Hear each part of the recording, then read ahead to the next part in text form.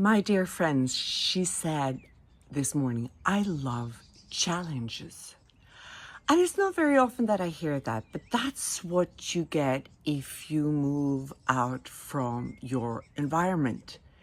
If it's changing countries or moving houses, or if it's, anything that has to do with change, you would have to learn how to love challenges. Otherwise, it wouldn't work, would it?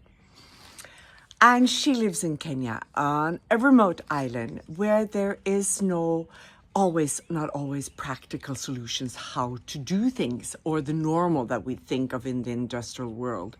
It's like we can deliver it back, we can give it to somebody will repair it. But there you actually have to solve it. And you never know when the guys are going or the girls are going to come to fix it. So in between that, you have to solve it in a different way. And this was about a cooker. And, if you don't have a cooker, so what do you do? Okay, you have wood, so then you make a fire and then you cook over open fire. This is just an example, but it's about everything in life. And we are not brought up, not to blame anyone, but we're not brought up to take a challenge, to like a challenge, because it's uncomfortable, and we do not like uncomfortableness. We like nice, pretty, easy, solvable by somebody else, or, avoidant to not go into conflict or having this burden brought up on us. So, we were taught to be nice, behave, and do a nice and well enough job so our parents or our teachers or our surroundings would actually like us. But, it doesn't work in the world in itself, because most things are challenging.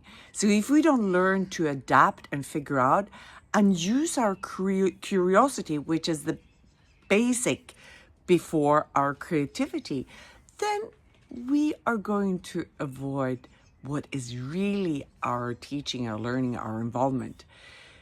We're just going to stay stuck in a place where we avoid actually the beauty of being a human being. Because being a human being is actually 50-50. 50 good or 50 bad if you want to divide it into a box. But it is both. And if we don't learn to accept that, we are going to be in so much trouble, because we need to learn to solve it. Solve it by not having the means to just pick up the phone and say, when are you coming? At that time, you fix it, and you haven't done anything except picking up that phone. We have to dive into trying to figure out, see how it works. What can I do? What can I apply? What if I can't do anything with that special topic? Then find a different solution.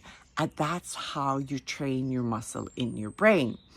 That is how the neuroplasma stays alive, so you won't maybe get Alzheimer or something else that has to do with the brain. It's like, it's fresh produce. You have to actually do the homework and do the work by yourself. Otherwise, it literally dies. Same with muscles. Same with fascia.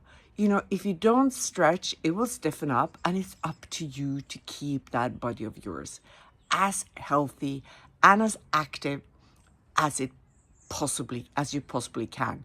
And that it needs, but especially your brain. What a unique product that actually can do so many things, and we maybe use 10% of it. We should be ashamed of ourselves, me included. But that's important. Dive into the problems, seek out things that can be solved, and you figure it out, because that's where your gold is, and we need all the gold that we can get. Have an amazing day.